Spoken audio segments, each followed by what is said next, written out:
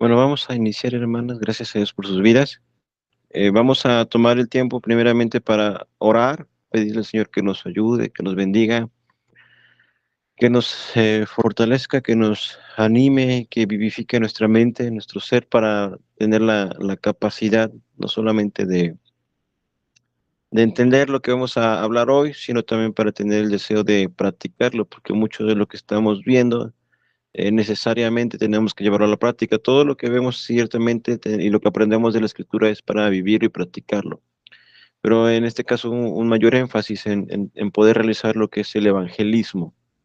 Entonces vamos a orar, vamos a pedirle al Señor que tenga Él misericordia de nosotros. Oramos entonces, Padre, te agradezco por esta misericordia tan grande que has tenido para con nosotros. Nos podemos dirigir a ti, Señor, en el nombre de Jesucristo, nuestro Señor. Y te ruego, Señor, que de la manera en la cual tú has determinado, Dios mío, llevarnos en este crecimiento, en esta enseñanza, en este proceso de santificación, Padre, nos concedas que esta mañana lo que vamos a meditar pueda ser de muchísima bendición, que el ser capacitados para tu obra, Señor, tal como lo expresaba Pablo a Timoteo, procura con diligencia presentarte a Dios aprobado como obrero que no tiene de qué avergonzarse, que utiliza o traza correctamente la palabra de verdad. Padre, gracias, Señor mi Dios, gracias por mis hermanas, gracias por los hermanos que escucharán conforme a tu voluntad y conforme a tu gracia. Y te ruego que sea de bendición, que hoy al tomar tu palabra, que al tomar estas enseñanzas puedan ser de bendición y nos lleven, Señor, a la práctica, al deseo, Señor, y también al entendimiento de lo que es el Evangelio, cuál es el mensaje del Evangelio, cómo presentarlo y bueno, lo que hoy nos corresponde poder asimilarlo, mi Señor. Te agradezco infinitamente en el nombre de Jesús, nuestro Señor. Amén, amén y amén, Padre. Bueno, gracias a Dios, bienvenidos. Vamos a continuar con el evangelismo personal. La semana pasada solamente fueron las indicaciones de las actividades, de las lecturas, de las sugerencias que íbamos a llevar a cabo, que vamos a estar realizando en el transcurso de, esta, de estas enseñanzas. Y evidentemente la intención no es solamente realizarlas solamente en este periodo donde estemos hablando de evangelismo personal, sino que se vuelvan un hábito. Estamos hablando prácticamente de lo que es el hábito de la memorización de los pasajes. No sé si ya empezaron, si empezaron a practicar. Me parece que el primer versículo a memorizar es el del Salmo 19:1. Los cielos cuentan la gloria de Dios y el firmamento anuncia la obra de sus manos. Es Salmo 1. Perdón, Salmo 19:1. También lo que es el diario, que puedan llevar sus escritos, sus oraciones, y evidentemente de una forma personal, y quizá posteriormente puedan compartirlos con algunas personas, como por ejemplo nuestra hermana Ana compartió ahí sus escritos, y eso es bastante, bastante edificativo para todos. Em, También lo que tiene que ver con la disposición o la búsqueda, primeramente con la oración de las personas a quienes estemos compartiendo, estemos tomando el tiempo para poder disipularles, enseñarles, escucharles, hablar con ellos y tener un seguimiento de tal manera que no sea solamente un encuentro esporádico a una persona que conocimos una vez o a un conocido que solamente en una sola ocasión le hablamos y después ya nos seguimos compartiendo con ellos, suponiendo que pues ya fue todo eso lo que teníamos que hacer. Eh, Hasta el momento tenemos que considerar el hecho mismo de que el evangelismo no es mera presencia. ¿A qué me refiero con ello? Al hecho mismo de que algunas personas, o algunos inclusive predicadores o algunas formas de pensamiento hablan de evangelismo con respecto a que no es necesario hablarles. Hay una frase que se le atribuye a San Francisco de Asís, el cual se duda que lo haya dicho él, pero aunque sí lo hubiera dicho, aún con ello está mal. La frase es esta: predica el evangelio y si es necesario, usa palabras. Más o menos así va, no precisamente quizá un poco más larga, pero esa es la esencia. Predica el evangelio con tu vida y si es necesario, usa palabras. Entonces, eso enfatiza o trata de enfatizar a los que utilizan este pensamiento de que seas de testimonio, de que seas de ejemplo, de que no es necesario hablar. A veces usan palabras como que el evangelio, el testimonio o el ejemplo arrastra, que las palabras convencen, pero el evangelio arrastra. Entonces, sí es cierto, hasta cierto grado, el Evangelio, debemos de ser testimonio, debemos de ser ejemplo, debemos de ser personas congruentes con quien somos y con lo que hacemos, con lo que decimos. Tenemos que ser antes que hacer, pero el hecho mismo de que el Evangelio no es mera presencia, me refiero a que si somos buenos ciudadanos, buenos vecinos, buenos cristianos, pero jamás en la vida le hablamos a las personas acerca de cuál es la razón de nuestra fe y de la esperanza en la que estamos fundamentados, pues las personas podrán pensar que somos buenos ciudadanos, buenas personas, pero solamente está ahí porque jamás les hablamos acerca de Cristo ni del Evangelio. Algunas personas podrán suponer que tenemos buenos principios cristianos, pueden suponer que hacemos cosas buenas, pero jamás entenderán, eh, eh, es claro, lo que es el Evangelio.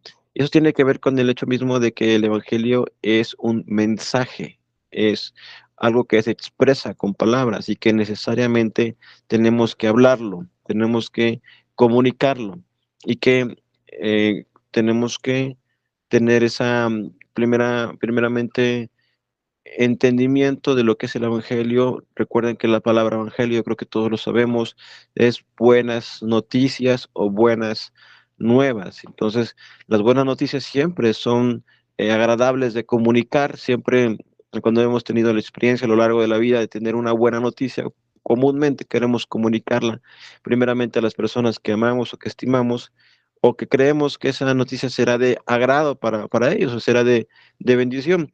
Entonces, cuanto más con el Evangelio, es el hecho mismo de querer comunicar esas buenas noticias y que esas buenas noticias son fundamentadas en buenas noticias de salvación. Entonces, el evangelismo no es mera presencia, sino que tenemos que hablar, tenemos que comunicar, tenemos que expresarlo con palabras, y evidentemente sí, complementado con un buen testimonio. En segunda instancia, el evangelismo no es un asalto. ¿A qué me refiero con ello? Es con lo que refería al principio. No es simplemente un encuentro que ocurre una sola vez, que, claro, va a haber personas que en una sola vez la vamos a ver y quizás somos llevados a hablarles en ese momento, pero muchas veces no podemos tener una continuidad o a veces no somos con esas, ¿cómo decirlo? Con esa constancia o en dar un seguimiento a este caso, sino que comúnmente, y no lo digo por nosotros ni por ustedes, sino que hay muchas formas de hacer evangelismo o más bien dicho, en que las iglesias o las personas creen que hacen el evangelismo. Comentábamos previamente con nuestra hermana Ana, si ustedes ya han leído un poco del libro de la evangelización, en el primer capítulo se llama, me estoy refiriendo al libro que se compartió en PDF, el que se llama La Evangelización, escrito por Matt Stiles. El subtítulo dice cómo toda la iglesia habla de Jesús. Allí en el primer capítulo él lo titula De los llamados al altar y las luces láser. Y cuenta cómo cuando era joven, en los años 70, durante los primeros meses del primer año que estuvo en la universidad, él pues se identificaba como cristiano y él asistía a una iglesia bautista en el centro de Memphis.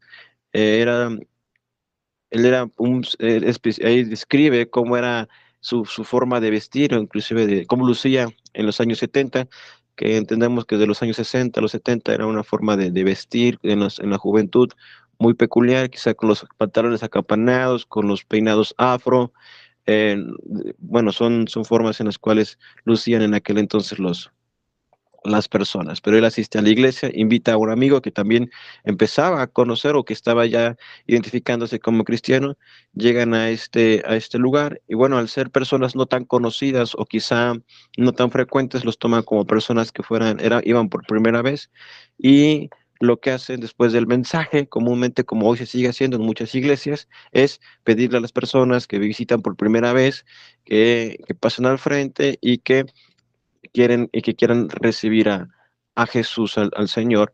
Entonces ellos obviamente no son personas que no sean creyentes, ya han creído, quizás no sean tan frecuentes, pero sucede en este caso que ellos pues son pues motivados a pasar adelante quizá eh, lo que Mac quería hacer con su amigo es que él se afirmara en la fe, entonces deciden pasar, pero a la vez pasa esto, muchas personas empiezan a pasar y quizá eso genere como que motivación, pero resulta que al darse cuenta, ya estando al frente, que las personas que estaban o que se habían movilizado no precisamente eran gentes que respondieron a ese llamado, sino personas que estaban entrenadas para hacerlo, como que para dar el ejemplo, para motivar a otros, pero eran personas que ya formaban parte del staff del evento o de la iglesia. El caso es que el predicador, por ejemplo, aquí dice, le pregunta, hijo, me dijo con una voz amable, ¿por qué estás aquí hoy? Apoyó el micrófono sobre su pierna y pasó el largo cable por detrás de sus pies con un giro rápido de muñeca que ya tenía practicado. Bueno, le dije, mi amigo John aceptó a Jesús hace un par de semanas y quiso levantarse por Jesús. El pastor miró a John, cuya vida era un desastre, pero cuya forma de vestir era más conservadora. Él asintió con su cabeza hacia John y dijo, maravilloso, hijo. Mirándome nuevamente me preguntó, ¿y qué te trajo a ti aquí al frente? Estaba mirando hacia arriba, a la galería y a las luces del auditorio con asombro, como si fuera un chico del campo de una gran ciudad. Bueno, yo quise apoyar a John, balbuceé. Ya veo, dijo el predicador, meneando su cabeza. Su brazo ya estaba sobre mi hombro. Hijo, ¿eres cristiano? Sí lo soy, dije. ¿Te gustaría dedicar nuevamente tu vida a Jesús? Y esta frase es muy común en las iglesias, cuando las personas ya hacen el llamado, le dicen a las personas y quizás vean que no pasa mucha gente o da la situación como la que está ocurriendo aquí, en que ellos ya se identifican como cristianos, les dicen, ¿quieres, no sé cómo recordar a veces, les dicen, ¿quieres, o bueno, aquí están expresando, ¿te gustaría nuevamente dedicar tu vida a Jesús o querías consagrarte nuevamente al Señor? Es decir, como si fuera una reconciliación. O sea, ya estudias, ya eres cristiano, pero ahora quieres volver al Señor. Es muy común, no sé si ustedes que han tenido experiencia de estar en una iglesia, pero es muy común, puede que inclusive lo vean en los videos de YouTube, pero esta práctica es muy común.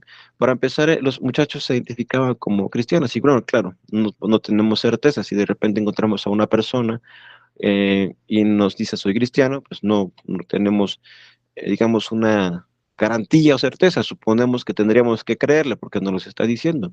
Entendemos que cuando me refiero a esto, la evidencia de un cristiano es una vida transformada, un caminar con Cristo y eh, y me refiero a caminar con Cristo no de días o meses, sino de años. Esa es una evidencia. Supondríamos que tendríamos que ejercer inclusive hasta de fe para poder creer que las personas que nos dicen que son cristianas lo son. Pero bueno, en su forma de hablar, en su forma de andar, en su forma de ser, podríamos identificar si son o no son creyentes.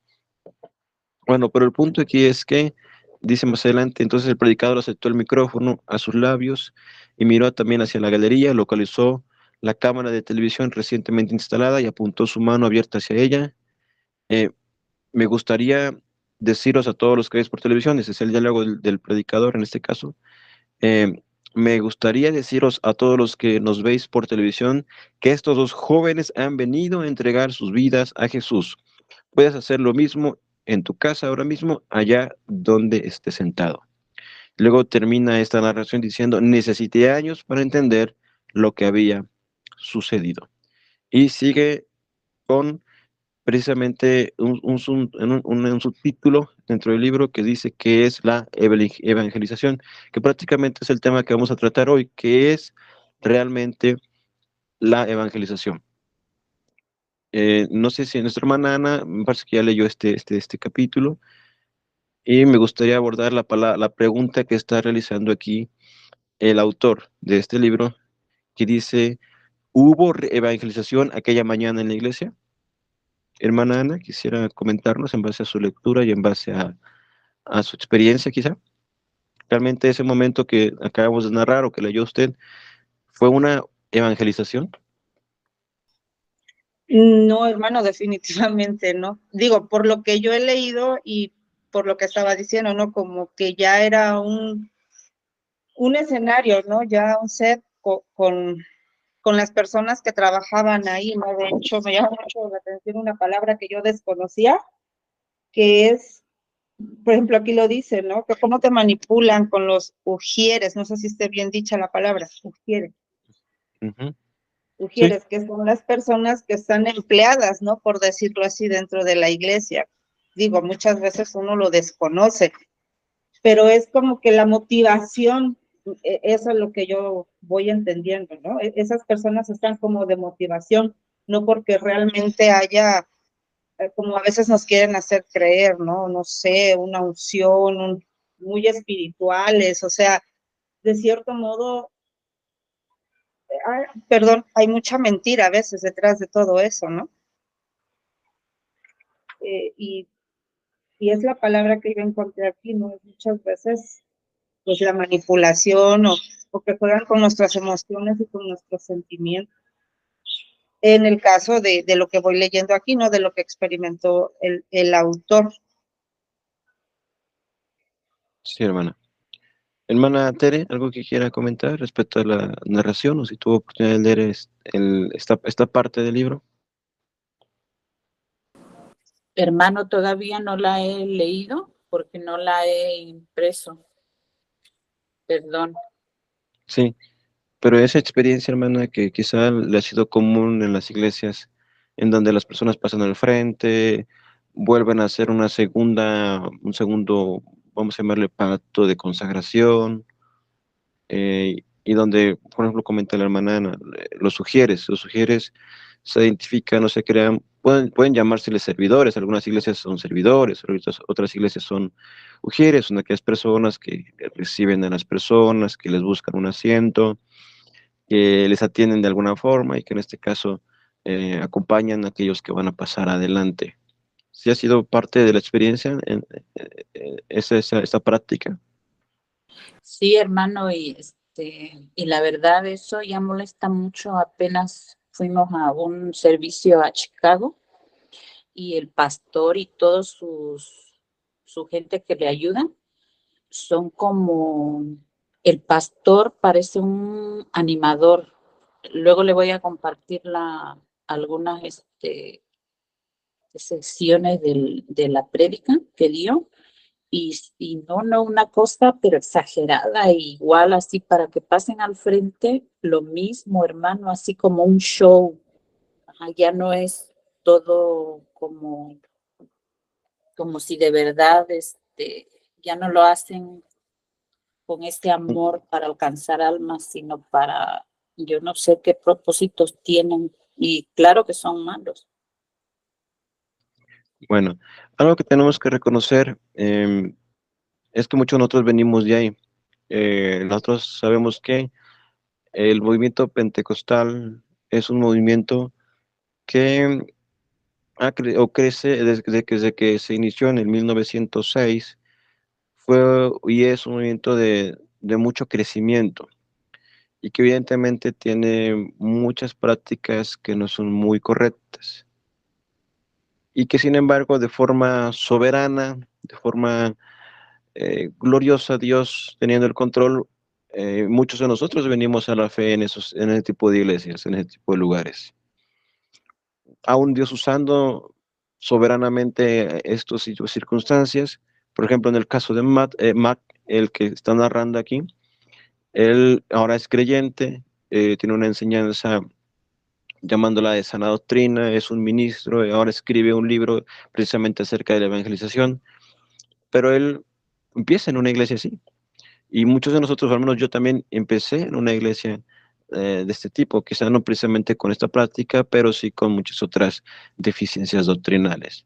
A lo que voy es que tenemos que considerar el hecho mismo de que tenemos que no juzgar quizá o señalar, o más dicho, satanizar, sí a lo mejor juzgar con justo juicio, señalar los errores y buscar que las personas o nosotros mismos ejercer un correcto evangelismo, pero siempre reconocer que muchas veces muchísimas personas han venido a la fe y que aquellos verdaderos creyentes, porque siempre va a haber creyentes genuinos dentro de iglesias de este tipo, van a, a alguna forma Dios les va a hacer despertar o reaccionar. Y a la postre, muchísimos casos de personas que nacieron o que creyeron en malas iglesias y que ahora están en buenas iglesias, siendo discipulados y ahora discipulando a otros, pero que fue de una forma en la cual Dios usó. Pero sin embargo, no quiere decir que nosotros hagamos el evangelismo de la misma manera o pretendamos evangelizar de ese tipo de formas. Y claro, ya hemos mencionado personas que salen con carteles a los semáforos diciendo Dios te ama, Dios tiene un hermoso plan para tu vida. Esa famosa frase que no solamente es popular aquí en Chilpancingo, sino inclusive en los documentales que no sé si los han visto acerca de Hillsong, de cómo esta iglesia, pues aparentemente próspera, llamativa, atrayente de jóvenes, moderna, contemporánea, pues tenía una frase que decía, ven cómo eres, pero la intención era simplemente atraer gente, llenarlos y no tener la intención de que fueran personas regeneradas, sino solamente otros fines lucrativos. La cuestión aquí es que lo que tenemos que considerar es entender qué es el evangelio, qué es el evangelismo, y hoy lo que vamos a tratar es precisamente la pregunta, ¿qué es la evangelización? Particularmente estas prácticas que estamos mencionando no son evangelización, no son una forma de evangelizar, y tampoco podemos, lo que tenemos que considerar es que nosotros tenemos que presentar claramente el evangelio y que el poder no consiste en los métodos, en las formas, en las estrategias, en las técnicas, sino simplemente y ni siquiera en el mensajero, sino el poder está en el mensaje. Recuerden Romanos capítulo número 1, versículo 16, escribiendo Pablo, no me avergüenzo del evangelio porque es poder de Dios para salvación a todo aquel que cree, al judío primeramente y también al griego. Entonces, esa es, no debemos depender, por ejemplo, lo que escribe John MacArthur en su libro La Evangelización. Lo que Jesús entendía como evangelización es una reprimenda sonora a los que, a los que suponen que la manera en que está vestido el pastor, vestido un pastor, el estilo o la música le ayudan a alcanzar a la cultura. Bueno, aquí está enfatizando estos aspectos. La forma en la que se viste un pastor no es la forma en la cual va a ser más efectivo. A lo que vemos, por ejemplo, en las iglesias más contemporáneas o que buscan tener una inclusión social, ya que ven que está de moda mucho ese tipo de cosas, visten muchas veces de manera pues muy juvenil, con camisas desabiertas, con playeras de fondo, con Converse, con, con jeans, y no es en sí mismo la vestimenta lo que estemos señalando. Las personas pueden vestirse evidentemente de una forma correcta y de una forma modesta, y vestir así no es que sea malo, pero están utilizándolo como una forma, el enfoque, para atraer personas que tengan esa misma perspectiva. Claro, no entraremos en debate en que si debe vestir de traje y corbata o no. Cada uno podría tener un criterio respecto a eso. Pero el vestir así forma parte de la estrategia. Eso es lo que me estoy refiriendo. A utilizar un estilo de música que ayude a alcanzar a cierto sector. Por ejemplo, cuando si ustedes han tenido la oportunidad de ver aquí algún video, ya vemos que dentro del ámbito cristiano hay mucha eh, variedad de música, de géneros, que hay rock cristiano, que hay pop cristiano, que hay reggaeton cristiano, que hay banda cristiana, que hay mariachi cristiano, que hay toda la versión cristiana, y eso es terrible. ¿Por qué? no es sí mismo el género, sino que la forma de pensamiento o la mente en la cual el cristiano está demandando lo que está en el mundo. El mundo está ofreciendo corrientes, formas, música, programas televisivos, películas. Entonces las personas quieren una versión cristiana de eso. ¿Por qué? Porque su mente no está en Cristo ni en el Evangelio, sino está en el mundo y solamente quieren disfrazarlo de algo de apariencia cristiana. Y es a lo que vamos. A lo que me refiero es que a veces las personas, o los pastores o los líderes quieren alcanzar a los que les gusta el rap, y entonces utilizan el rap cristiano dentro de la iglesia y permiten, no sé, que vistan de esa manera con la intención de que puedan alcanzar, o lo que estamos hablando de la inclusión para poder. Eso no es el evangelio. Las personas están yendo simplemente por otras motivaciones, pero no propiamente por lo que es el llano y simple mensaje del evangelio. Y esto es lo que tenemos que nosotros que considerar, que el simple mensaje del evangelio, y digo simple no porque sea eh, sin gracia, o que sea eh, sin importancia, sino porque es simple de entenderlo y simple de comunicarlo. Es sencillo. La sencillez radica en que es algo fácil de entender y que no requiere ninguna otra aditamento, sino solamente presentar el mensaje de Cristo. Así que el estilo de la música, el estilo de vestido, no nos va a servir a ayudar a alcanzar a las personas con el Evangelio. No sería, a veces las personas quieren hacerlo más aceptable, o podríamos llamarlo, quieren hacerlo de una forma más potable para las personas, para que las personas vengan. Entonces no se puede negociar eso, no se debe negociar, no se debe utilizar actitudes pragmáticas o pragmatismo, el de mezclar eventos, circunstancias, festividades del mundo y hacer la versión cristiana y atraer a la gente con esa intención. Y porque le hemos dicho, estaríamos creando falsos conversos, estaríamos creando personas que realmente no están yendo por el mensaje mismo del Evangelio ni por Cristo, sino por lo que se les está ofreciendo. Y también muchas veces se llevaría incluso a bautizar a personas que no son creyentes. El bautismo mismo, el hecho mismo del bautismo, enseñamos y creemos que es la confesión pública de fe de aquellas personas que han creído en Jesucristo y determinan expresarlo de esa manera pública y manifestar que son seguidores de Cristo. Entonces, como ven, en ese sentido tiene mucha importancia simplemente presentar el simple mensaje del Evangelio. No sé si hasta este punto tengan algo que comentar o preguntar. Si gustan, pueden levantar su mano si es el caso. Yo, hermano, Sí, hermana. me vino a la mente todo lo que está usted diciendo, perdón. Por ejemplo, me cuestionan porque me lo dicen. Cuando está, por ejemplo, llegan ciertas personas de cierta denominación que la verdad no sé, porque no les pongo a lo mejor la atención, pero que sí se plantan con su coche o con sus bocinas, y que ellos piensan o que ellos creen que están evangelizando, ¿no? Que empiezan esa parte a estar hablando, pero con una voz así como que casi a gritos, ¿no? Entonces, desde ahí partimos que, bueno, yo creo que yo al menos en lo personal sería una de las personas que no me gustaría que me hablaran así de Dios, ¿no? En lo personal. No sé, ahora me quedo pensando lo que usted está diciendo, ¿no? Definitivamente no venimos nosotros a juzgar, porque solo Dios es el que nos juzga, pero muchas veces nos ponemos y nos queremos sentar en el banco del juez, ¿no? Pero si bien posiblemente son los modos de cómo se los están enseñando o lo que están aprendiendo, pero también parte muchas veces de nuestra ignorancia, ¿no? De que no nos queremos, pues, educar en la fe como realmente debe de ser, ¿no, hermano? Eh, Digo, y me cuestionan mucho, y me dicen, ay, y todos los cristianos son iguales, y lo único que contesto, le digo, no son iguales, no todos son iguales.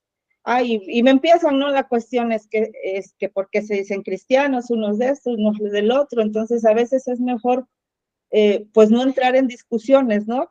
Digo, para que pues no vaya yo a decir cosas que a lo mejor no debo de decir o cosas que no lo sé realmente, pero si bien sabemos que no porque se digan cristianos son realmente una sana doctrina, ¿no?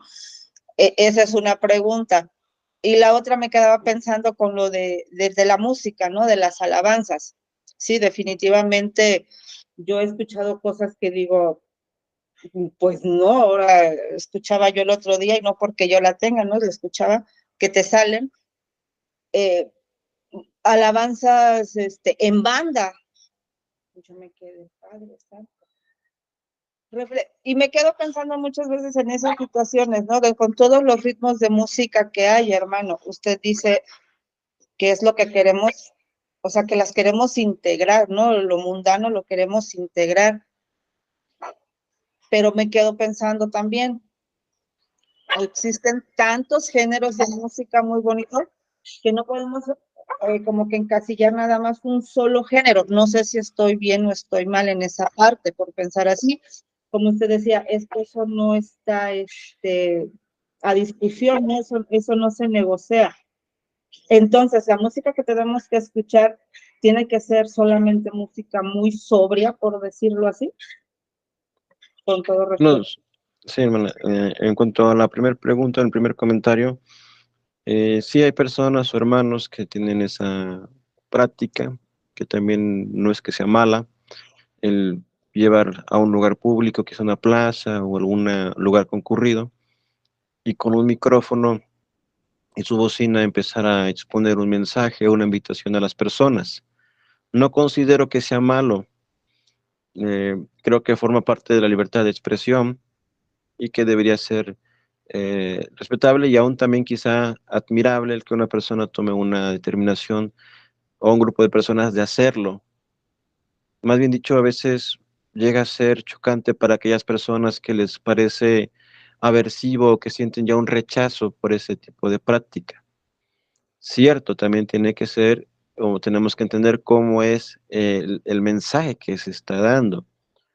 Puede ser, si no es una persona que tenga esa capacidad de poder expresar claramente un mensaje eh, al aire público, en vía pública, al aire libre, debemos entender que también tiene que ver con el don o la capacidad de la persona, quizá en su entendimiento, en la forma en la cual él lo expresa, pues es correcto, pero quizá tendríamos que matizar o quizá que la persona pueda capacitar y saber que se está dirigiendo a un público que no es muy aceptable este tipo de mensaje. En eso nosotros tenemos, y eso aplica en todas partes. Al momento de predicar a alguien, tenemos que saber a quién estamos hablando, un poco del contexto, del lugar, y evidentemente, sin corromper el mensaje mismo, presentar una exposición que sea clara y que evidentemente pueda traer a las personas a la atención que nosotros estamos pidiendo. Así como va a haber personas que van a aborrecer eso, va a haber personas que van a escuchar y que de alguna forma van a ser interesados o que van a despertar. Lo hemos tenido la experiencia yendo a otros lugares, en la Costa Grande, y que hicimos esa práctica y que personas llegaron, personas se interesaron, personas quizá que ya tenían un conocimiento previo al Evangelio y que se acercan y otras personas que deciden acercarse, así como va a haber personas que solamente van a buscarnos un beneficio, como personas que solamente van a aborrecer, es parte de, así que en cuanto a esa práctica, no creo que sea del todo incorrecta, hay detalles que habría que corregirle y que muchas iglesias lo hacen o forman parte de sus, digamos, de sus programas de evangelismo, ¿no? De sus formas en las cuales ellos pretenden alcanzar.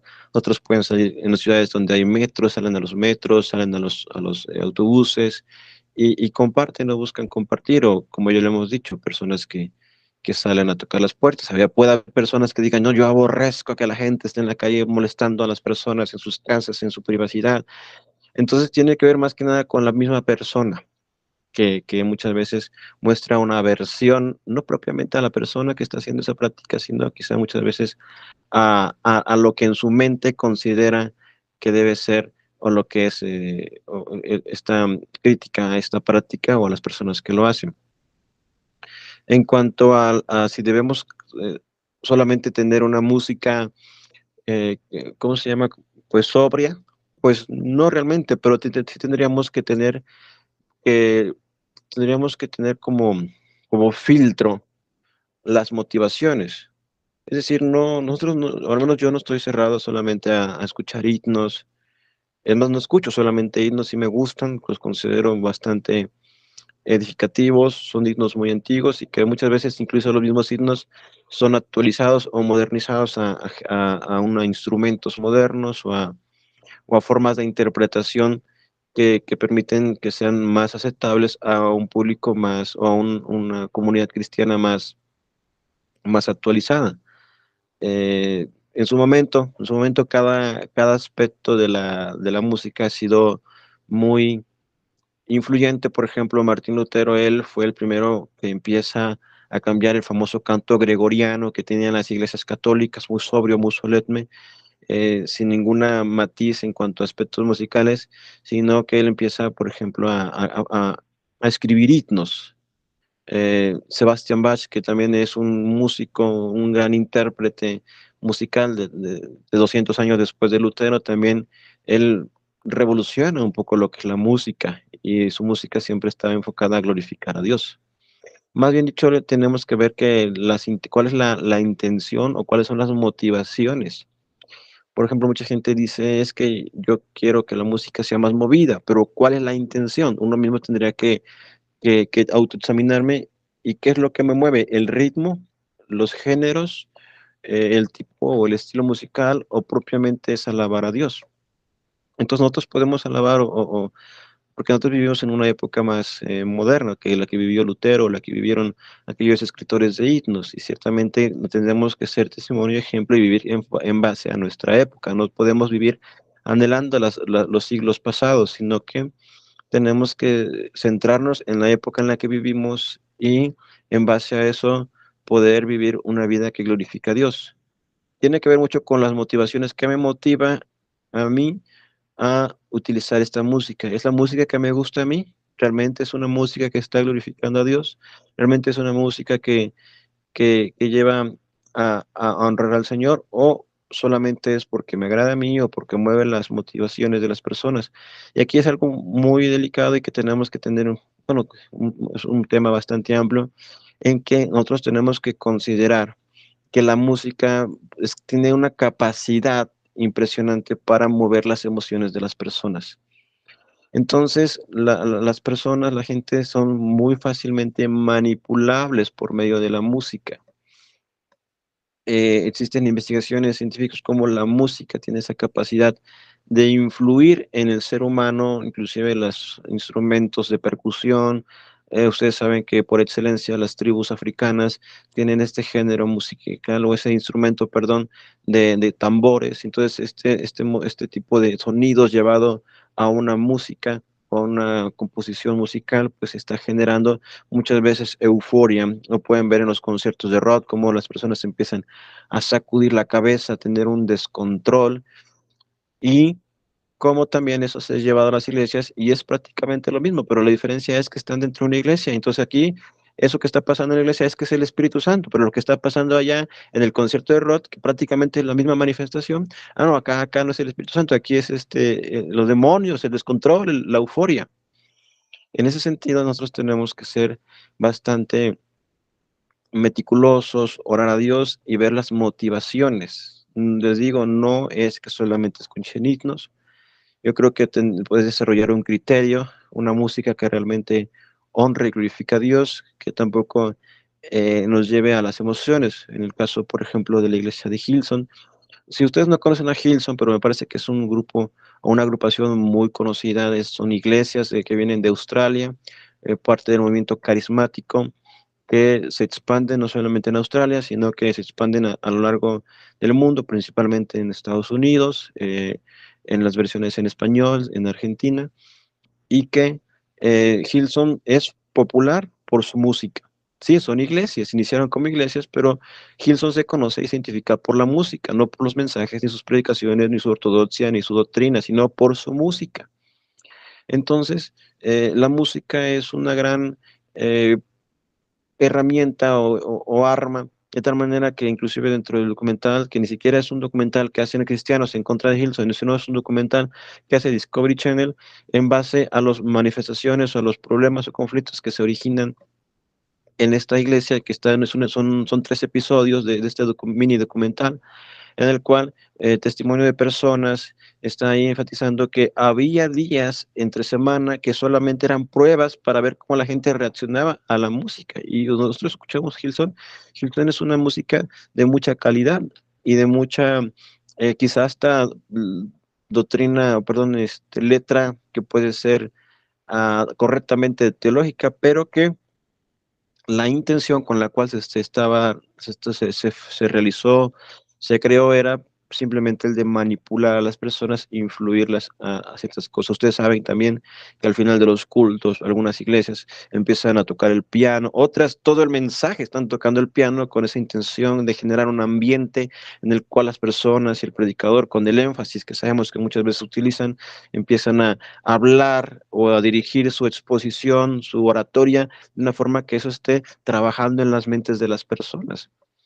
Había un caso, comentaba el pastor Sugel, precisamente en un programa que hacen respecto a la adoración, y que como en un concierto de rock la gente estaba tan eufórica, tan desenfrenada, que de tal manera que si salían del concierto de esa manera, no se sabía qué iba a ocurrir, y lo que hacen es, previo o al término del concierto, empiezan a meterle música infantil, lo cual empieza como que a bajar las revoluciones de la euforia de las personas, y entonces empiezan a sacarlas en orden. Entonces, con esto quiero que ustedes se den cuenta de que la música es una herramienta tremendamente poderosa. Inclusive, hoy día nos encontramos en esta, digamos, en esta época en la cual nos encontramos, o en esta etapa en la cual se ha regresado nuevamente la Biblia, se ha regresado nuevamente a buscar una buena literatura, a que el cristiano sea una persona que lea su Biblia, que crea en las escrituras, que las conozca, pero hace algunos años el énfasis era la música. Las tiendas de cristianas estaban llenas de discos, de música, hombres como Jesús Adrián, como Marcus Witt, como Alex Campos, grupos como Rojo, el mismo Hillsong, eran tiendas que estaban llenas de discos. Y claro, hoy el disco ya no existe. Quizá formó parte de ese proceso en el cual hubo nuevas tecnologías como los MP3, los teléfonos ahora que reproducen música, ¿cómo era este aparato? iPad, lo que se reproducía sonidos, música, perdón. Pero hace unos años era la música que estaba por encima de la literatura y por encima de la misma Biblia. Lo que estaba lleno en las tiendas era de discos de música. Entonces, no sé si les sirvió de algo, hermana. Claro, es un tema que es bastante amplio, que tendríamos que seguirlo comentando.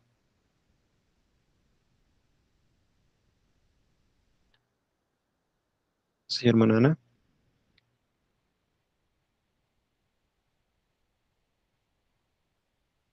Bueno, o hermana Tere, ¿se acuerda que hace algunos años era un Perdón, fuerte? Sí, hermana. perdón, es que no, el botón no me daba acceso. Sí, hermano, muchísimas gracias. Y dijo algo muy importante, ¿no? Es la intención. O sea, tenemos que partir desde ahí, ¿no? De la intención que tiene todo este tipo de, quizá de ritmos y de letras, ¿no? Pero sí, muy amplio la respuesta. Muchísimas gracias. Sí. Comentaba, hermana Tere, no sé si recuerda que hace muchos, no hace muchos años, hace pocos, todavía sí, hace unos 10 años, entre el ámbito evangélico era un fuerte énfasis en la música.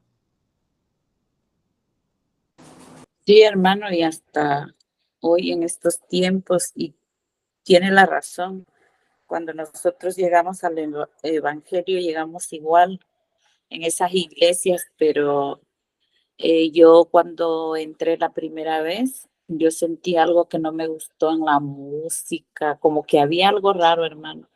Y yo le pedí a Dios que yo no me fijara en los hombres, que yo quería que Él me ministrara, que me guiara.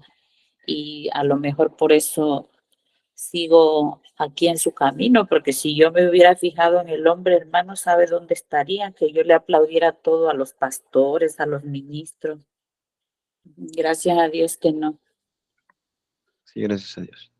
Bueno, hermanos, vamos a visualizar, tomando en cuenta ya los puntos que hemos comentado. Gracias a Dios por las preguntas de cada uno de ustedes o las participaciones que permiten que las enseñanzas puedan ampliarse y quizá abarcar otros temas afines o que se deriven y que acrecentan en este caso la enseñanza propiamente. Ahora vean esto, lo que vamos a realizar es análisis de lo que es la definición de evangelismo. ¿Qué es el evangelismo? Y bueno, vamos a ver varias definiciones. La primera que estamos considerando aquí es la definición anglicana de 1918.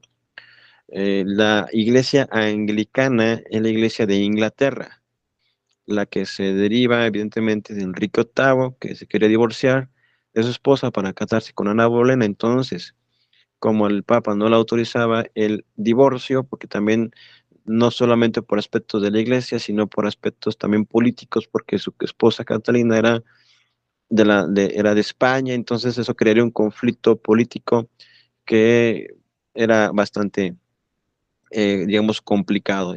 Entonces, aún él se divorcia, ¿por qué? Porque determina separarse de Roma, crear su propia iglesia, donde él era la cabeza, y aún hoy en día la iglesia anglicana es la cabeza de la iglesia anglicana, es el rey en turno, en este caso ahora el rey Carlos III, en su momento la reina Isabel II, la reina Victoria, pero en este caso la iglesia anglicana siempre pues ha tenido de alguna manera hombres que de alguna forma han buscado tener una buena, eh, puedo mencionar el doctor Martin Lloyd Jones, que era parte de la iglesia anglicana, a J.I. Packer, a John Stott, que vamos a ver también más adelante. Pero, sin embargo, ellos se juntan, estos hermanos anglicanos, para hablar de evangelismo, y en ese sentido es que ellos expresan una definición de lo que ellos consideran o presentan que es el evangelismo. Y bueno, vamos a ver esta definición.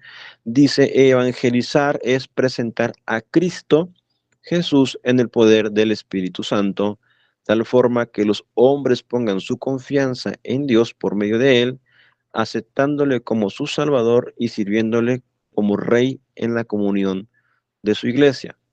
Lo repito, evangelizar es presentar a Cristo Jesús en el poder del Espíritu Santo, de tal forma que los hombres pongan su confianza en Dios por medio de él, aceptándole como su Salvador y sirviéndole como Rey en la comunión de su iglesia. Es una buena definición.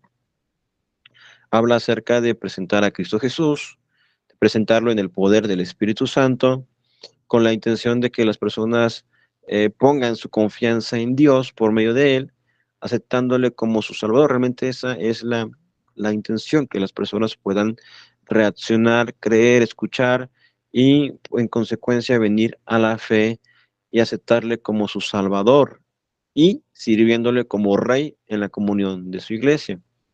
Es una buena definición, sin embargo, algunos podríamos determinar que está quizá inclinado un poco a resultados.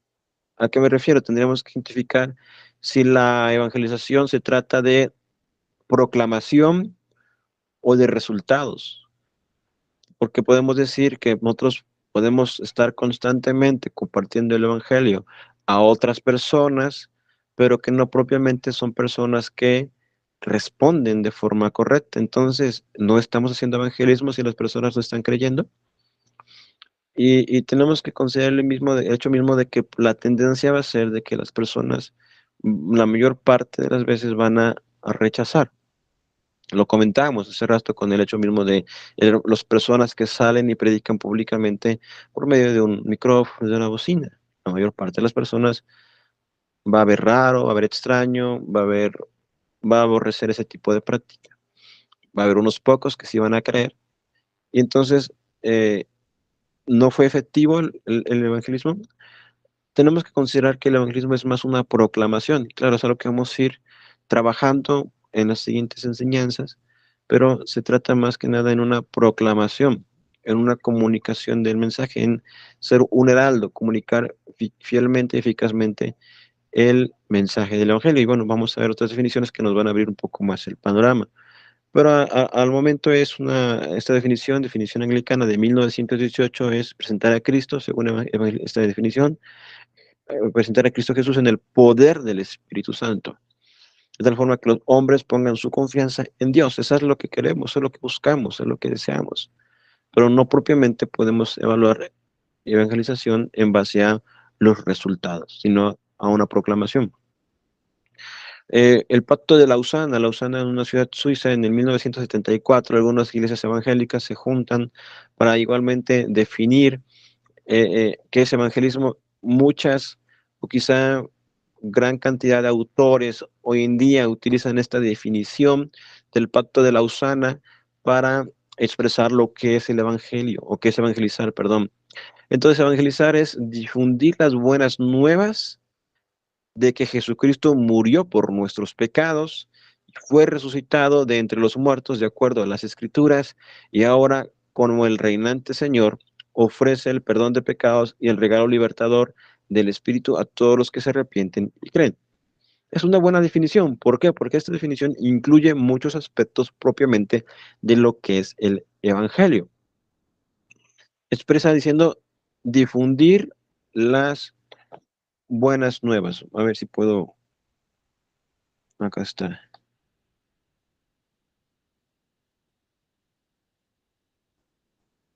Voy a utilizar la pluma.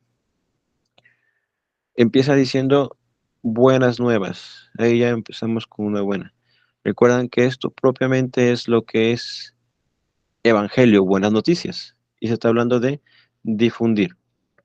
¿De qué? Primeramente, podemos mencionar que Jesucristo murió, pero que también resucitó. Y esto es muy importante, porque muchas personas se quedan en este mismo hecho. Jesús murió por ti, Jesús te ama, pero jamás mencionan Jesús resucitó.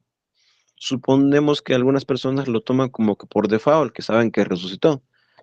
Pero podremos considerar si alguna persona jamás ha conocido de Cristo y jamás ha estado expuesto a esta situación, o aún dentro del mundo cristiano, porque la mayor parte de las personas que evangelizan, digamos que el sector al cual se comparte es un mundo evangélico, donde la mente está en un crucifijo, un hombre crucificado, un hombre sufriendo.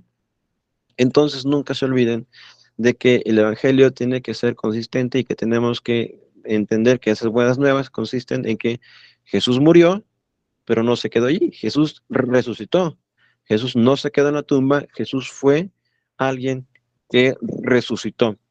Entonces, difundir las buenas nuevas de que Jesucristo murió por nuestros pecados, fue resucitado de entre los muertos, de acuerdo a las Escrituras. Y aquí lo que está haciendo, o lo que hicieron los hermanos del Pacto de Lausana, es tomar en cuenta Primera de Corintios 15, donde Pablo expresa, y esto puede ser un pasaje que ustedes pueden considerar al momento de compartir con alguien. El hecho mismo de que Primera de Corintios 15 dice de esta manera: además os declaro, hermanos, Primera de Corintios 15, versículo 1, además os declaro, hermanos, el evangelio que os he predicado, el cual también recibisteis, en el cual también perseveráis, por el cual asimismo, si retenéis la palabra que os he predicado, sois salvos si no creíste en vano. Versículo 3, porque primeramente os he enseñado lo que asimismo recibí. Primero, Cristo murió por nuestros pecados, conforme a las Escrituras, que fue sepultado. Segundo, que fue sepultado y que resucitó al tercer día, conforme a las Escrituras. Muerte, sepultura y resurrección de Jesucristo. La definición sigue diciendo que fue resucitado entre los muertos de acuerdo a las Escrituras, y ahora, como el reinante Señor, ofrece el perdón de pecados y el regalo liberador del Espíritu a todos los que se arrepienten. Otra parte muy importante: arrepentimiento. Muchas personas, o una forma muy común de evangelizar, es decirle Dios te ama y tiene un hermoso plan para tu vida. Y solamente al final los folletitos que se difunden dicen al final, si tú aceptas a Cristo en tu corazón y le permites que Él sea tu Señor, pues y entra a tu vida, entonces tú ya eres salvo. y se les pone ahí un ejemplo de oración. Por ejemplo, que hay una, dice así: Señor Jesús, reconozco que soy pecador, creo que tu sangre puede limpiarme mis pecados, entra en mi corazón, te recibo como mi Salvador, amén. Pero en ningún momento se les habló acerca de que tenían que arrepentirse, o en este contenido de esta oración modelo que está colocada aquí, en la forma en la cual las personas se les dice que hagan la oración para creer, que también es algo que tenemos que considerar, porque muchas personas dicen o afirman, inclusive pueden decir lo contrario, dicen, no, es que la oración no salva, pero en la práctica, cada vez que comparten el Evangelio, aquellas iglesias que son fervientemente activas en el evangelismo, culminan con diciéndole, haz la oración de fe, porque la Biblia dice que si confesares con tu boca que Jesús es el Señor y que lo quieres en tu corazón, serás salvo. Entonces ellos interpretan que en ese momento, no importa, pero tienes que expresarlo. Pero el pasaje mismo no está hablando de una oración, sino más bien dicho de una eh, expresión con convicción. Cuando nosotros somos creyentes, expresamos convincentemente que Jesús es nuestro Señor y lo proclamamos o lo invocamos como Salvador. Entonces, en esas oraciones, muy escasamente o quizás nulamente se hace referencia al arrepentimiento. Si no hay arrepentimiento, no hay conversión. Si no hay conversión, no hay salvación y la persona sigue muerta en sus delitos y pecados. Entonces, en este sentido, son elementos que tienen que ver esta definición, las buenas nuevas. Jesucristo murió, pero no se quedó allí. Jesús resucitó, y esto conforme a la Biblia, conforme a las Escrituras, y ahora, como el reinante Señor, ofrece el perdón de pecados y el regalo liberador del Espíritu a todos los que se arrepienten y creen. Entonces, arrepentimiento y fe, dos elementos importantes que tenemos que considerar al momento de compartir el Evangelio y de la forma de hacerlo. Bueno, hasta este momento, ¿tienen alguna pregunta respecto a estas definiciones?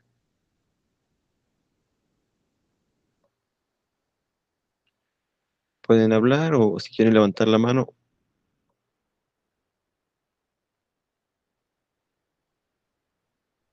No, hermano, va quedando más claro, gracias.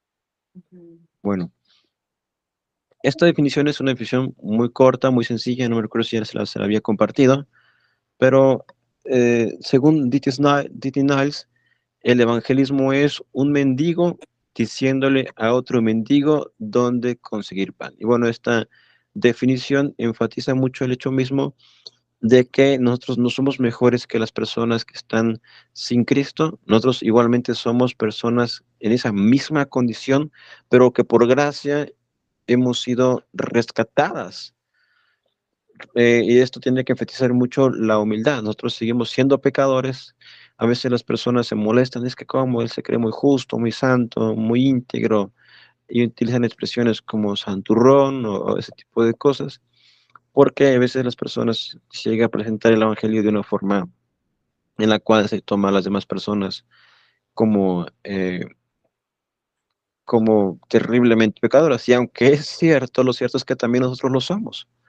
Nosotros somos personas necesitadas, menestrosas, y que si hay algo bueno en nosotros es por causa de Cristo y de su palabra, de su evangelio, su Espíritu Santo regenerando nuestras vidas. Así que esta definición enfatiza mucho el hecho mismo de la humildad al presentar el mensaje, de la identificación con el pecador. Nosotros somos igualmente pecadores, pero la diferencia radica en que nosotros hemos aceptado al Señor y Dios de Salvador de nuestras almas.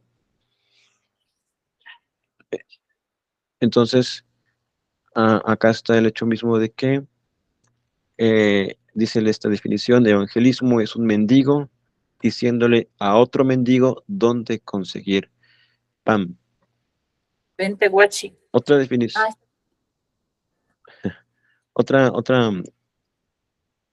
Otra definición de Donald McGrawan: evangelismo es proclamar a Jesucristo como Dios y Salvador para persuadir a las personas a convertirse en sus discípulos y miembros responsables de su iglesia.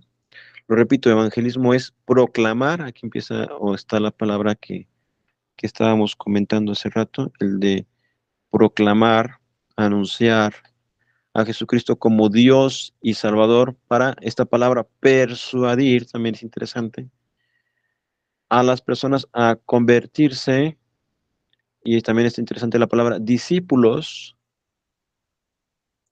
miembros responsables de la iglesia.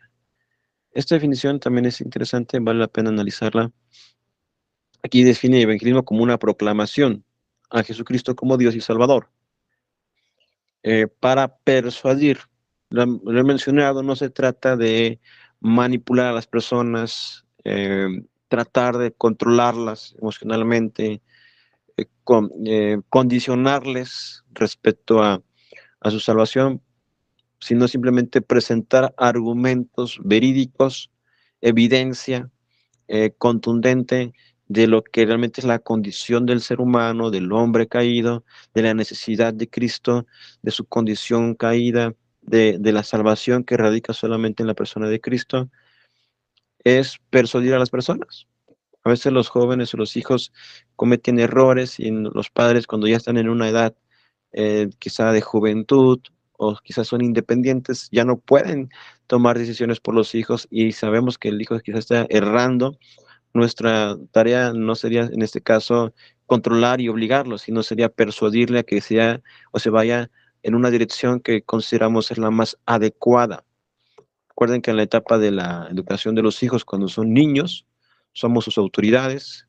Cuando son adolescentes, somos sus guías de este mundo, porque ya son independientes, aunque todavía dependen de algunos aspectos, quizá en cuanto a economía, y algunas decisiones las empiezan a tomar, pero somos sus guías.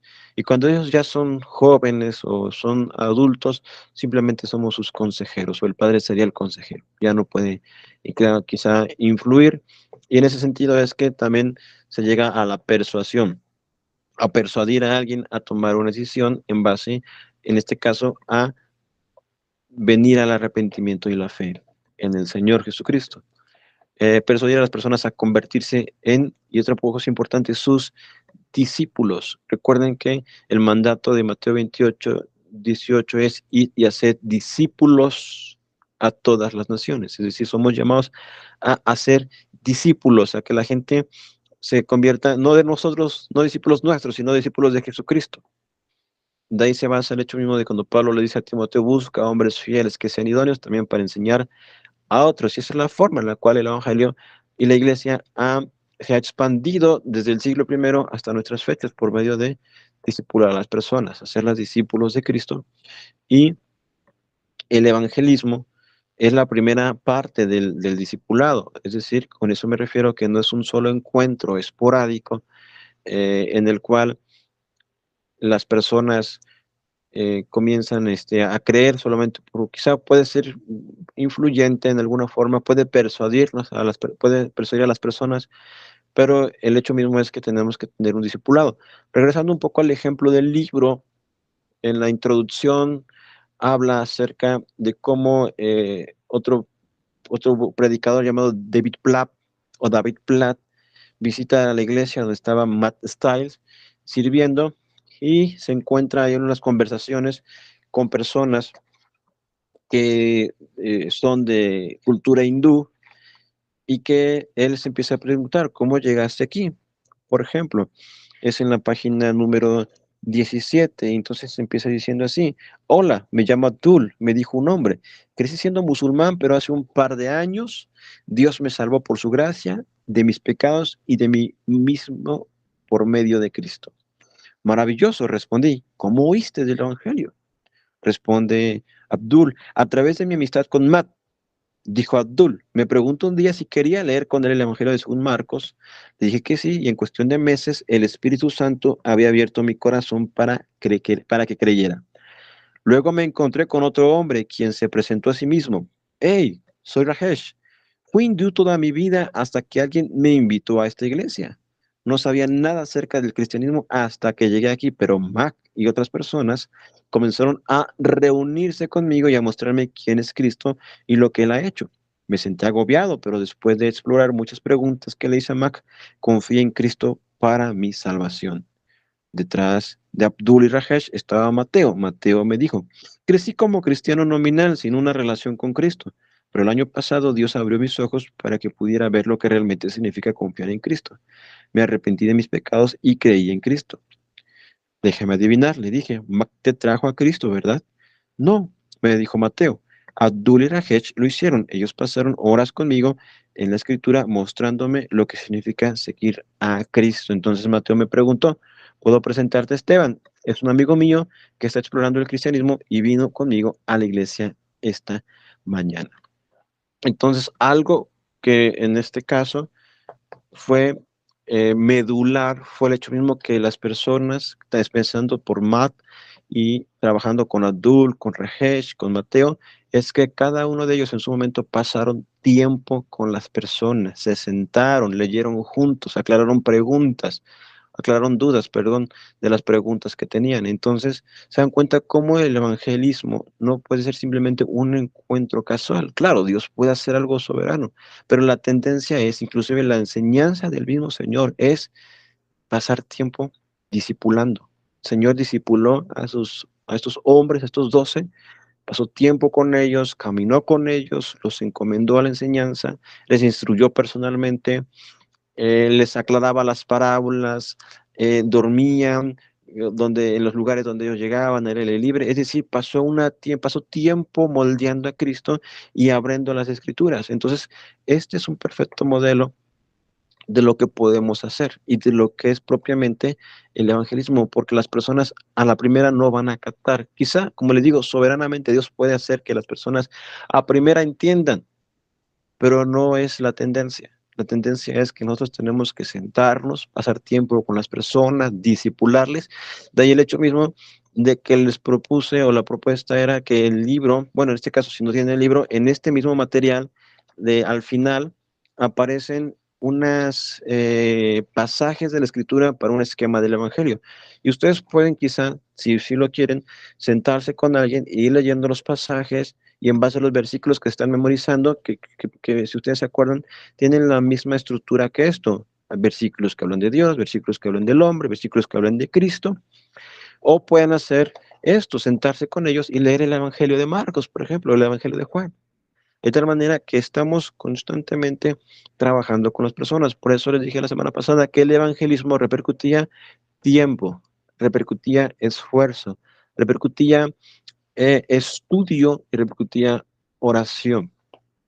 Entonces, en ese sentido, la meta, el trabajo es hacerles discípulos. Inclusive, más allá, la definición lleva que convertirse en sus discípulos y miembros responsables de la iglesia. El hecho mismo, como les he dicho muchas veces a las personas, no es que les reclutemos para formar parte de una organización, sino que ellos por propia obediencia o por propia nueva naturaleza se van a identificar con aquellos que profesan la misma fe que nosotros y quieren ser miembros o parte de una congregación, que es lo que la Biblia nos ha mandado a hacer. La Biblia, el cristianismo muchas veces se enfatiza o se sobreenfatiza como una relación personal con Dios, lo cual sí es cierto, pero no queda ahí. El evangelio, la vida cristiana también es una relación en comunidad con los creyentes en Cristo. El énfasis constantemente en las escrituras es una vida en comunión con Cristo, con Dios y su palabra y su Espíritu Santo, pero también una vida en comunión con los creyentes, con los hermanos, con la iglesia. Entonces se dan cuenta cómo estas definiciones van abriendo mucho el panorama de lo que realmente es evangelizar. No es que pasen al frente, o sea, no es que se agregue gente, no es en base a resultados, no es en base a tener una iglesia llena. Como lo he dicho, podemos ser pocos, pero que esos pocos sean discípulos de Cristo y sean miembros, y esto es importante, no lo subrayé, pero responsables. Evidentemente, cuando nosotros formamos parte de una comunidad, tenemos beneficios, pero también tenemos responsabilidades. Formamos parte en el hogar, ustedes tienen una función, cada uno de la familia, los hijos, los padres, la madre, y tienen actividades, tienen responsabilidades, tienen beneficios, pero forman parte de una familia. Lo mismo en la iglesia, hemos definido la iglesia como una familia, como una comunidad de creyentes, como un edificio, como Pablo lo pone, o a veces también como un cuerpo en el cual los miembros se necesitan los unos a los otros y no puede haber miembros independientes. Es ahí el hecho mismo de que la iglesia debe ser un cuerpo y somos llamados a formar parte de este cuerpo y congregarnos. No hay cristianos solitarios. No sé si tengan algo que comentar respecto a esta definición.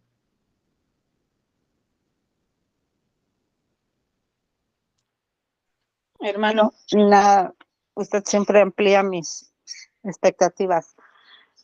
Alguna vez leía que es nuestra responsabilidad, ¿no? Hablar del Evangelio, traerlos a los pies de Cristo, pero que solamente es el Espíritu Santo el que convence. Y así es. Es un poco lo que vamos a ver más adelante. Es algo que es soberano. Cuando me refiero al atributo de Dios en la soberanía, que precisamente ese es parte de este libro que les mostré la semana pasada, el evangelismo y la soberanía de Dios. Es decir, nosotros enseñamos que que Espíritu Santo es el que convence a las personas. Es el hecho mismo de que nosotros somos llamados a persuadir y presentar argumentos. Dios soberanamente le agradó, según el Primera de Corintios, capítulo número 1, versículo 18, dice aquí, porque la palabra de la cruz es locura a los que se pierden, pero a los que se salvan, esto es a nosotros poder de Dios. Pues está escrito, destruiré la sabiduría de los sabios y desecharé el entendimiento de los entendidos. ¿Dónde está el sabio? ¿Dónde está el escriba? ¿Dónde está el disputador de este siglo? ¿No ha enloquecido Dios la sabiduría del mundo? Luego dice el 21, pues ya que en la sabiduría de Dios el mundo no conoció a Dios, mediante la sabiduría agradó a Dios salvar a los creyentes por la locura de la predicación, es los conocimientos intelectuales, el que nosotros conozcamos de principio a fin cada aspecto del Evangelio, eso nos va a llevar a nosotros a ser claros y convincentes en la función de compartir el mensaje. Pero el que la persona sea abierta a su entendimiento, eso le corresponde al Espíritu Santo. Entonces nosotros somos responsables y Dios es soberano. Es como un avión de dos alas. Todos los aviones tienen dos alas, pero si una ala le falta, pues no puede volar. Dios es soberano. Dios hace las cosas. Dios dispone todas las cosas. Pero nosotros somos responsables. Y el hecho mismo de que nosotros seamos responsables y salgamos a compartir el Evangelio, oremos por la proclamación del Evangelio, demuestra que dependemos y confiamos en su soberanía. Entonces sí, en cuanto ya profundizamos en aspectos doctrinales, en lo que es la regeneración, es el Espíritu Santo el que va a mover a las personas, prácticamente eso, en eso se basa el nuevo nacimiento. Cuando nosotros vemos a Mateo, perdón, Evangelio de Juan, en el capítulo número 3, es un pasaje muy conocido y es donde Nicodemo visita a Jesús el Señor de noche. Nicodemo le dice, mira, sabemos que vienes de Dios, porque ningún hombre puede hacer las cosas que tú haces si no viniera de Dios. Y Jesús le responde de una forma sorprendente, le dice, de cierto te digo que el que no naciere de nuevo no puede entrar, perdón, no puede ver el reino de Dios. Nicodemo, esta expresión aún a nosotros se nos hace un poco rara, como que es eso de nacer de nuevo. Nicodemo dice, ¿acaso puede un hombre siendo viejo entrar por segunda vez en el vientre de su madre y nacer otra vez? Jesús responde, cierto te digo que el que no naciere de agua y del espíritu no puede entrar en el reino de Dios. Lo que es nacido de la carne, carne es, y lo que es nacido del espíritu, espíritu es. Luego dicen, no te maravilles de que te dije, os es necesario nacer de nuevo. El viento sopla de donde quiere y oye su sonido, mas ni sabes de dónde viene ni a dónde va. Así es todo aquel que es nacido del Espíritu. ¿Se dan cuenta cómo en 3 ocasiones repite Espíritu? Y es el Espíritu Santo porque está con mayúscula. El que hace nacer a las personas es el Espíritu Santo. El Espíritu Santo nos provoca ese nuevo nacimiento. Y aquí entra un conflicto, porque ahí, no que haya un conflicto en sí, sino que algunas doctrinas dicen, es que tú tienes que aceptar a Cristo, hacer la oración de fe, has creído en Cristo, y luego les dicen, ahora falta que nazcas de nuevo. Es decir, ya eres salvo, pero falta que nazcas de nuevo. Prácticamente son las corrientes, algunas corrientes pentecostales que enfatizan el nuevo nacimiento como si fuera otro nivel de espiritualidad. El nuevo nacimiento lo pone como si fuera como que una escala superior donde las personas alcanzan un cierto nivel místico, pero propiamente no es eso. El nuevo nacimiento consiste en simplemente en venir en arrepentimiento y fe, en ser regenerado por Cristo, perdón, por el Espíritu Santo. Bueno, ya estamos hablando de la Trinidad, los tres son uno, pero sí, lo que esto nos permite muchas veces identificar el rol que tiene cada una de las personas de la Trinidad. El Padre nos ha predestinado desde antes de la fundación del mundo, nos conoció, nos escogió para hacernos aceptos en Cristo el amado. Cristo es el que muere en la cruz, derrama su sangre, el que se entrega como un sacrificio, el que lava con su sangre nuestros pecados. Y el Espíritu Santo es el que aplica esa regeneración en nosotros. El énfasis es que el nuevo nacimiento tiene que ver con el hecho mismo que nosotros somos personas que vamos a predicar el Evangelio, vamos a ser fieles al mensaje, vamos a confiar en el simple mensaje del Evangelio, y el que va a convencer a las personas o quien les va a abrir su entendimiento es el Espíritu Santo. Por eso es que el hecho mismo, el poder consiste no en el mensajero, sino en el mensaje. Y ahí la importancia de entregar con fidelidad el mensaje. Ahora, si vamos a Efesios capítulo número 1, en Efesios vemos claramente en el capítulo 1 esto que les mencionaba, el Padre escogiendo, el Hijo lavando y muriendo de sus pecados por nosotros. Y cuando llegamos a Efesios 1:13, dice, en Él, se refiere a Cristo, en Él también vosotros, también ustedes, oigan esto, habiendo oído la palabra de verdad, el Evangelio de vuestra salvación. Y segundo punto, y habiendo creído en Él, fuisteis sellados con el Espíritu Santo de la promesa. Cuando una persona verdaderamente escucha el mensaje de Cristo, crea el mensaje de Cristo, el Espíritu Santo aplica un sello, lo que se llama la regeneración, el nuevo nacimiento, y entonces ese sello ya no se nos quita. Es por eso que la salvación no se puede perder. Si se perdiera, entonces la salvación de Cristo sería insuficiente. El sello sería borrable, el que el Espíritu Santo aplicaría a nosotros. Y entonces, ¿cómo es que Jesús, el Padre nos había escogido? Nos escogió, pero entonces falló en escogernos. Entonces, cuando tratamos esos puntos, ya me fui un poco más allá acerca de si la salvación se pierde o no.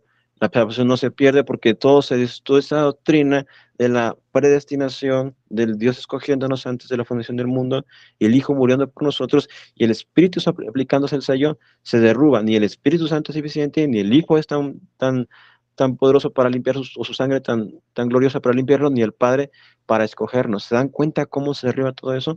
Es por ello mismo que tenemos que profundizar y estábamos enfatizando de que este curso, esta enseñanza tenía que tener aspectos teológicos, doctrinales, pero también prácticos. Entonces, cuando nosotros proclamamos el Evangelio, compartimos, persuadimos, llamamos a las personas al discipulado, al arrepentimiento y a la fe, tenemos que estar convencidos que Dios es el que hará el trabajo y que nosotros tenemos que ser fieles, orar, interceder, capacitarnos y ser fieles al presentar el mensaje de la Biblia. Pero sí, como comentaba nuestra hermana, sí, el Espíritu Santo es el que regenera o el que hace que las personas vengan a la fe. ¿Sí, hermana Ana?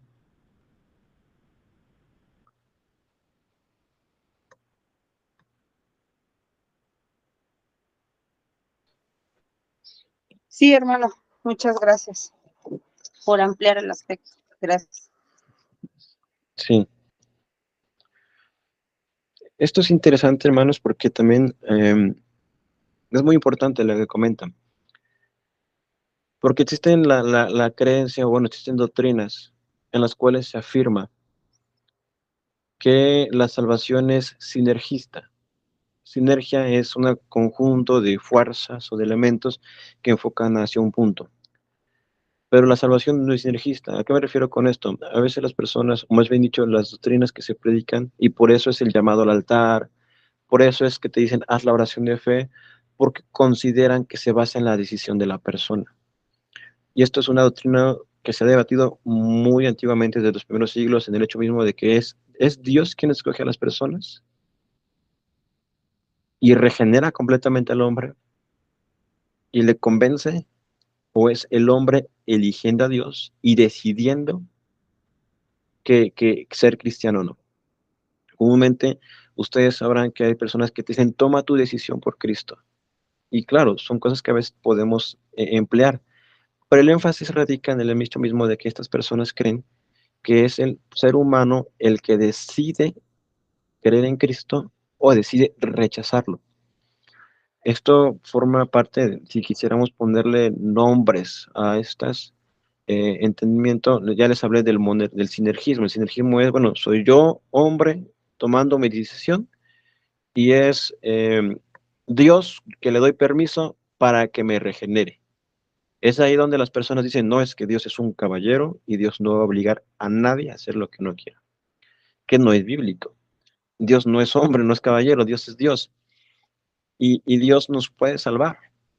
Más bien dicho, nosotros estábamos muertos en delitos y pecados, y el hecho mismo es que un muerto no puede elegir. La doctrina, la depravación total, que es algo que vamos a ir analizando poco a poco, es el hecho mismo. No, cuando digo depravación no me refiero a que el hombre esté totalmente haciendo todo el mal que pueda, sino que está incapacitado, a eso se refiere, está incapacitado para seguir a Cristo, a menos que el Espíritu Santo nos ilumine, nos regenere, nos haga nacer de nuevo.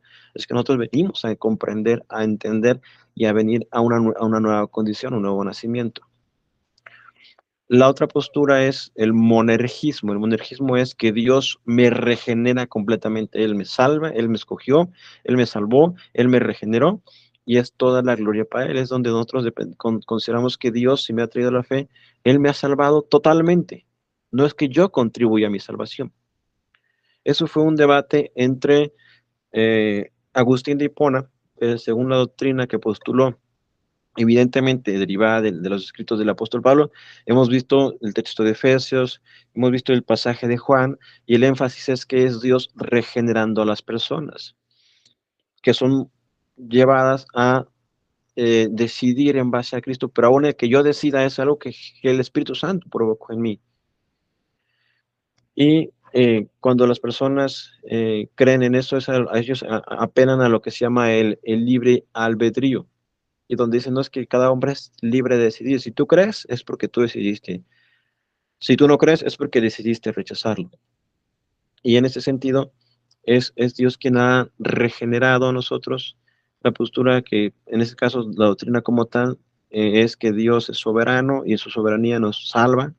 El caso contrario es el pelagianismo. Pelagio era un ministro del siglo IV, el cual postulaba que el hombre era totalmente independiente y elegía o rechazaba a Dios. El punto medular de esto es lo que se conoce como semipelagianismo, es la postura intermedia entre Agustín y Pelagio. Es decir, bueno, lo que les comentaba, yo elijo a Dios, yo le permito a Dios que me salve, entonces ya Dios me regenera. Es un trabajo sinergístico, pero nosotros, o al menos lo que enseño y lo que enseña la Biblia, es que la salvación es monergista. Mono es uno, corresponde a un solo, que en este caso es Dios.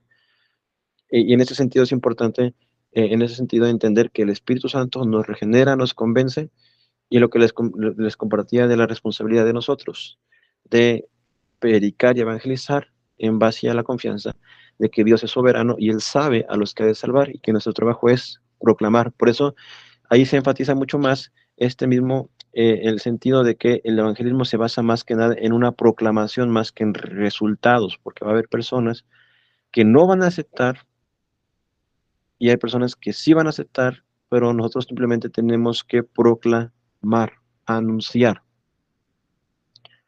Si tienen preguntas, levantan su mano, porque a veces pueden que sean temas un poco más controversiales, porque lo han sido a lo largo de los siglos, lo siguen siendo al día de hoy, y que se derivan en otras doctrinas que, bueno, son las mismas, solamente que en el siglo XVI, en el siglo XV, perdón, con la doctrina de Calvino, que se conoce como calvinismo, lo que se conoce como arminianismo, es prácticamente lo mismo, la doctrina de Agustín y la doctrina de Pelagio. Calvino decía que somos, eso lo que les habla, la soberanía de Dios regenerando al creyente, y Arminio decía no, que es el hombre eligiendo a Dios, que es prácticamente lo que se practica en las iglesias, o en muchas iglesias que llaman a pasar adelante, que llaman a haz la oración de fe, y cuando hacen la oración de fe dicen, ya eres salvo. ese punto. Pero en ese sentido todos somos llamados a proclamar y llamar a las personas a arrepentimiento. Quizá que requiera un poco más de énfasis, de meditación, pero es algo que vamos a ir tratando poco a poco. De entrada, pues ya algo que ya, creo que ya les había comentado en otras ocasiones. No sé si generaron preguntas o dudas.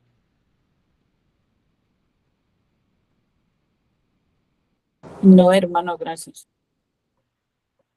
Bueno, aquí hay otros dos definiciones, son las últimas dos. Aquí vamos a ver que está la definición de John Stott y él lo define en 3 puntos.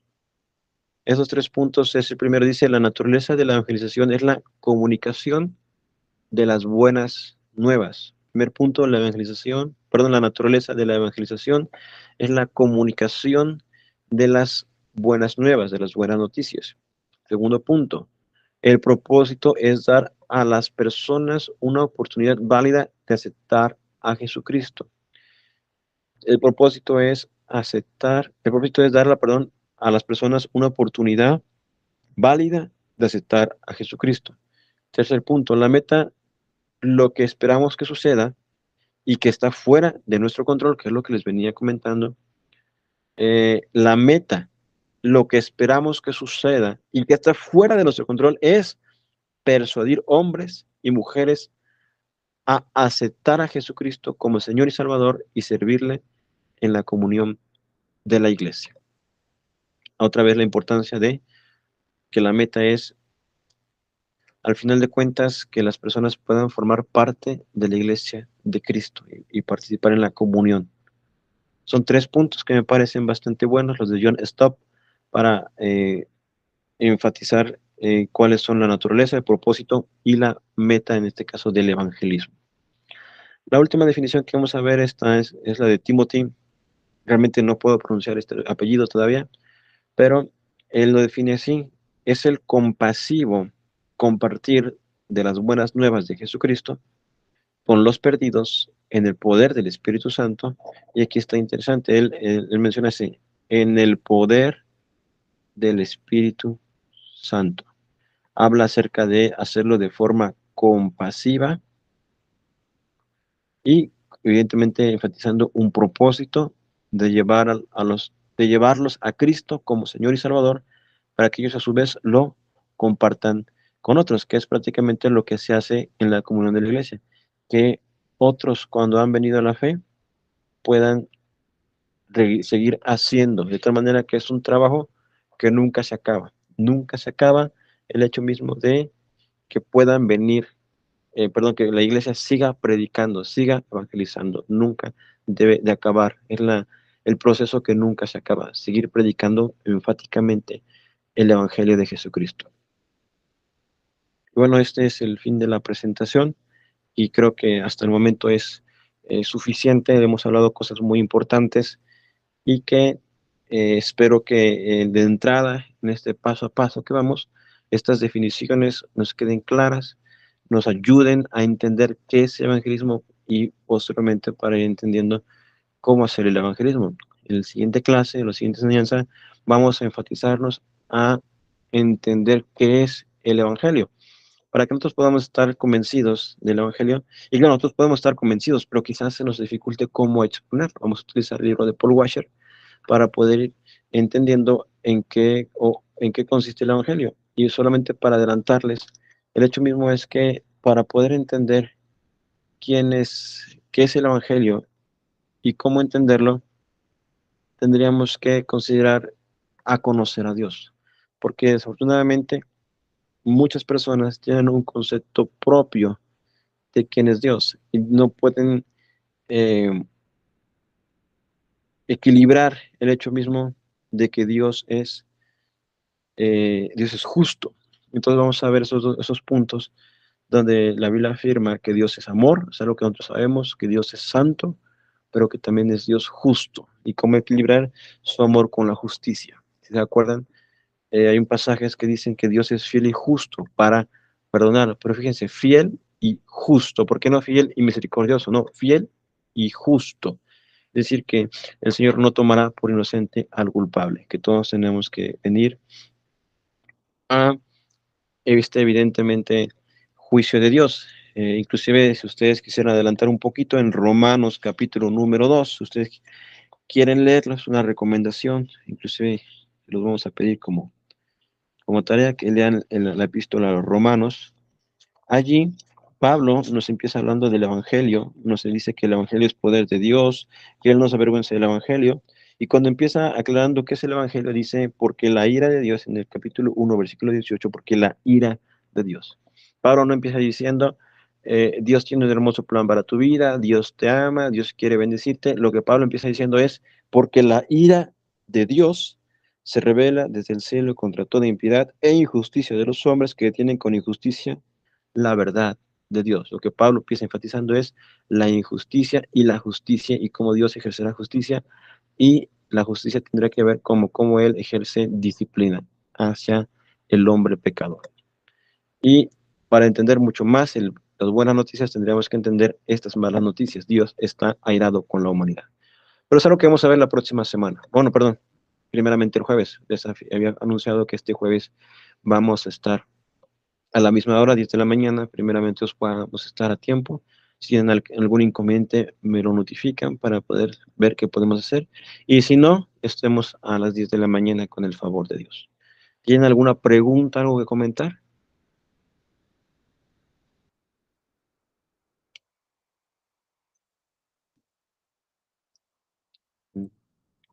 Hermana, ¿tiene algo que quiera comentar o preguntar, o todo está claro? No, hermano, todo claro. Perfecto. Bueno, gracias a Dios. Nuestra hermana Gis, gracias que estuvo aquí con nosotros. Y a todos los demás que nos habrán de escuchar posteriormente. Muchas gracias a Dios. Y gracias a ustedes que estuvieron aquí. Entonces vamos a orar, vamos a entregar a este tiempo y que podamos seguir con nuestras actividades. Oramos en ese sentido. Mi Padre, te agradezco mucho. Yo te ruego que lo que hoy podemos, o lo que pudimos hablar, expresar, pueda ser de bendición, mi Señor, para tu iglesia, para mis hermanos, para que podamos seguir creciendo en la fe. Sé, Dios mío, que hay mucho trabajo que hacer. Sé también que tú eres soberano y que tu gracia y tu poder nos puede llevar, más bien dicho, nos ha traído a la fe y puede traer a las personas también a la fe. Nosotros sigamos orando, sigamos predicando, ayúdanos a entender tu soberanía, tu poder y tu control sobre todas las circunstancias. Y también nuestra responsabilidad como hombres, como creyentes en Cristo ahora. Te ruego, Señor, que todos podamos ser edificados, aprovechando, Dios mío, la enseñanza. Te pido que mi vida realmente te pueda ser útil y que pueda ser fiel a tu palabra, fiel a las escrituras, fiel a lo que tú has querido comunicar. Por favor, te lo pedimos en el nombre de Jesús. Amén y amén. Gracias a Dios que nos permite terminar, y gracias a nuestra hermana Gis que nos manda saludos a todos.